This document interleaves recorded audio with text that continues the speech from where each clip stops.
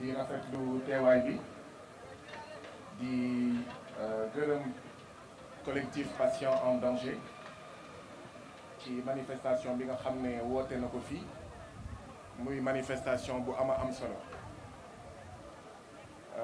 wax naa leen ne mënoon naa ñàkk jël kàddu gi ndaxte xawma lan laay wax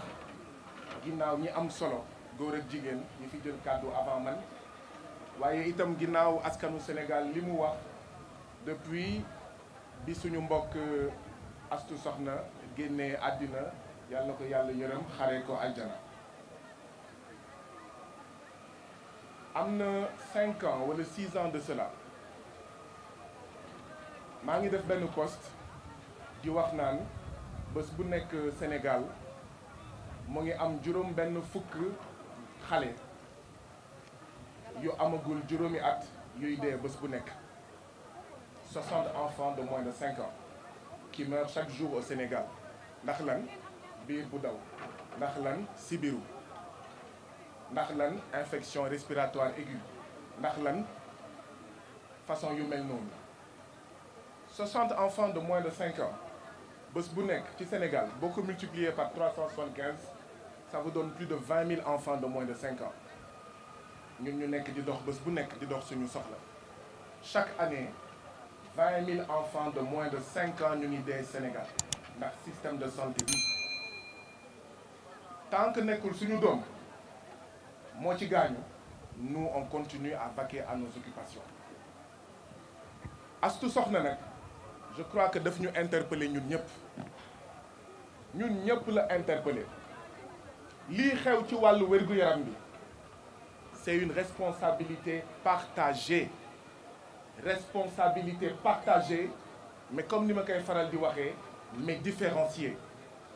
responsabilité partagée mais différenciée waaw yow mii di ma xool yow yaa ngi dëkk ci wetu case de santé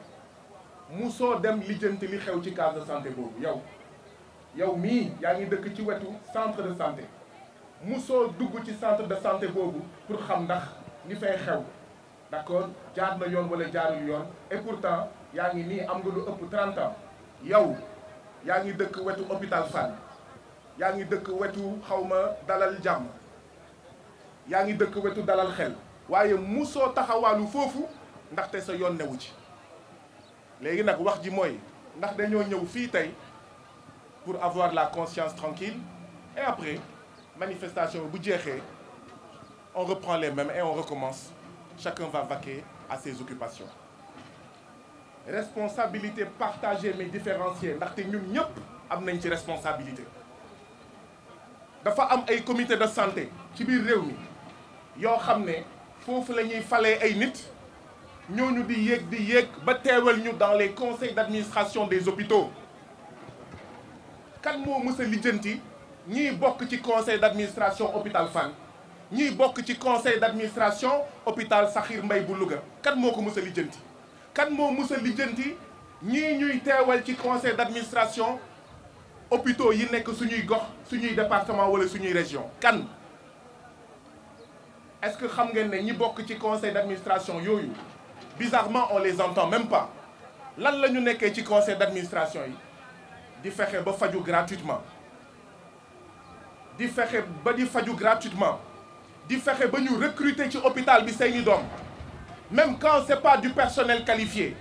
man liggéey naa hôpital boo xam ne membre conseil d'administration fexe na ba jarbaatam bu jigéen ñu jël ko mu liggéey hôpital en tant que matrone. Ceux qui connaissent la santé xam nañ ne une matrone n'a rien à faire dans un hôpital c'est du personnel qualifié ñun est-ce que xam nañ ñi ñuy teewal ci conseil d'administration yi liñ fa nekkee mooy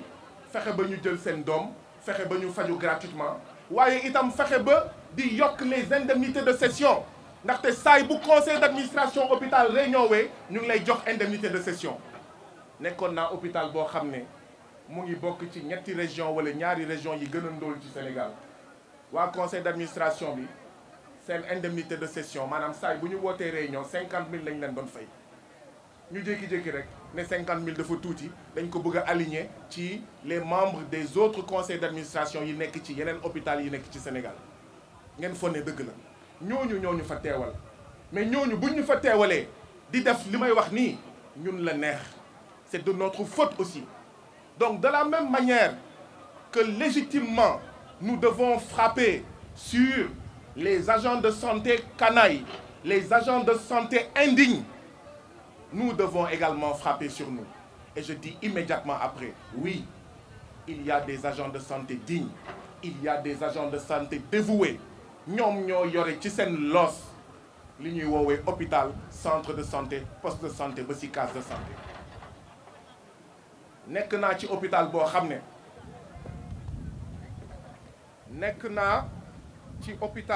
ne directeur beeg ñenn ci liggéeykat yi nekkee wuñ fa dara lu dul carburant hôpital bi ndaxte chaque année ci budget hôpital y a un volet carburant jël carburant hôpital bi di jox préfet jël carburant hôpital bi di may gouverneur jël carburant hôpital bi di may ñenn ci suñu kilifa diine yi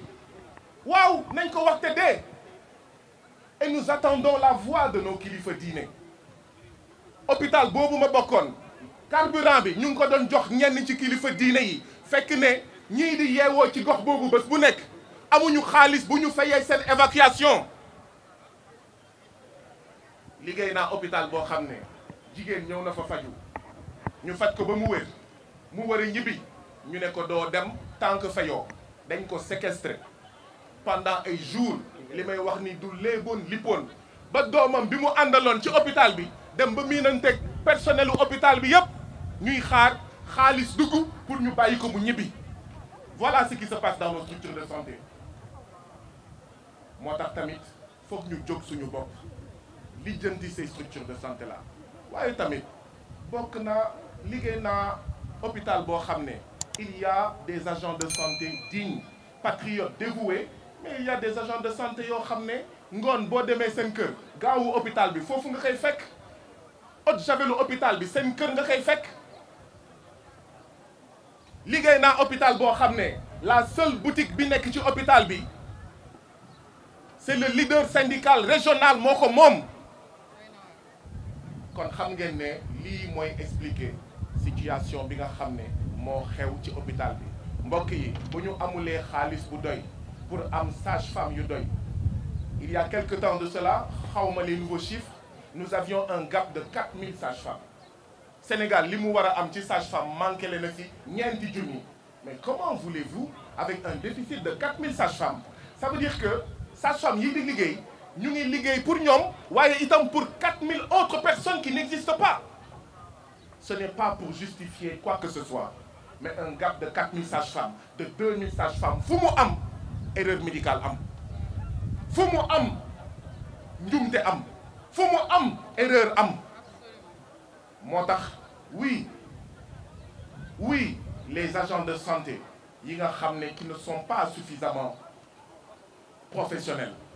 nous devons les critiquer mais nous devons comprendre que c'est tout un système qui encourage cette situation-là c'est tout un système boo xam ne dañuy faral di wax rongañu baadoola mooy cimetière buur mais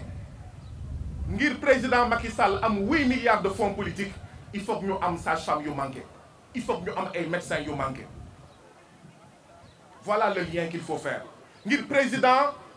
Moustapha Niasse Assemblée nationale am 500 millions de fonds politiques chaque année yoo xam ne kenn du ko contrôler mais nécessairement il faut que région lëm bañ a am spécialiste da ngay dem région doo fa fekk pédiatre ñun Dakar ñun ñoo am le luxe d'avoir des pédiatres doo fa fekk médecin psychiatrique médecin boo xam ne sa spécialisation c'est la psychiatrie une fois par mois lay dem ci yenn gox yi parce que nous n'en avons pas assez pourquoi parce que ñi ñu jiite parce que suñu élite dañoo aaki moo alal yi je termine je suis trop long 1979 le FMI ak Banque mondiale commençaient à appliquer les plans d'ajustement structurel en Afrique notamment au Sénégal et ci plan d'ajustement structurel yooyu c'était moins d'argent dans les secteurs dits sociaux et les secteurs dits sociaux c'est notamment l'école et l'hôpital donc moo tax également ça va très très loin bi ñuy wax FMI ak Banque mondiale mënuñu développer réew ñoo ñuy suuxal foofu la jógee. Dans le dernier communiqué du Conseil des ministres, ils ont annoncé que ñu xoolaat la réforme hospitalière de 1998. La réforme hospitalière de 1998 a transformé l'hôpital en entreprise. La réforme hospitalière de 1998, qui est une loi votée par l'Assemblée nationale du Sénégal, imposée par le FMI et la Banque mondiale, moo wax suñu ay njiit ne leen dorénavant il faut diriger les hôpitaux comme des entreprises. loolu mooy indi nga ñëw ñu ne la il te faut 500 000 boo amulee 500 000 kenn du la laal. Et ça c'est un crime dañ ko war a commencer bañ. Man tous les jours sur les réseaux sociaux c'est quête pour ordonnance, quête pour évacuation, quête pour faj, quête pour 1 million. Mais il y a un problème. On n'a plus un ministère de la santé et de l'action sociale parce qu'il est dans la rue ce ministère. Il est sur les réseaux sociaux. Et c'est nous les citoyens qui gérons cela. moo tax damay naan mais yàlla naa am feebar boo xam ne il faut 1 million 2 millions pour faj ma mais comme ça bés boobu kenn du ket nañu taxaw ci hôpital bi ba xool ban hôpital moo sañ Guy Marius Sagna war a fay 3 millions pour faju ñu naan ko boo indiwulee 3 millions doo faju. Tant que egguñu foofu ak suñu kilifa yi ak suñu autorités yi di encourager ce système di ket tant que egguñu foofu ak ñoom mais du baax. Or les hôpitaux la première chose qu'ils doivent faire bu ñu jotee benn malade bu amul xaalis bu doy c'est de lever l'urgence. Il faut lever l'urgence médicale balaa ngay toppatoo l'urgence financière. Voilà les choses dont il faut qu'on parle. La lutte doit continuer. J'espère qu'elle ne va pas s'arrêter aujourd'hui. Nina, Astou Sokhna, Awala Diak, Gaël, j'espère que la lutte ne va pas s'arrêter aujourd'hui. Aliou Sané, Dame Mbodj, ak ñoom seen. Il faut que la lutte continue. De la même manière qu'on dit que les jeunes doivent investir, les collectivités locales, l'Assemblée nationale, il faut que le peuple investisse les hôpitaux. Il faut que les peuples, que ñun citoyens ñu dugg ci centre de santé yi ci hôpitaux yi pour lijjanti lan moo fa am jubbanti ko jooyanti ko. Je vous remercie.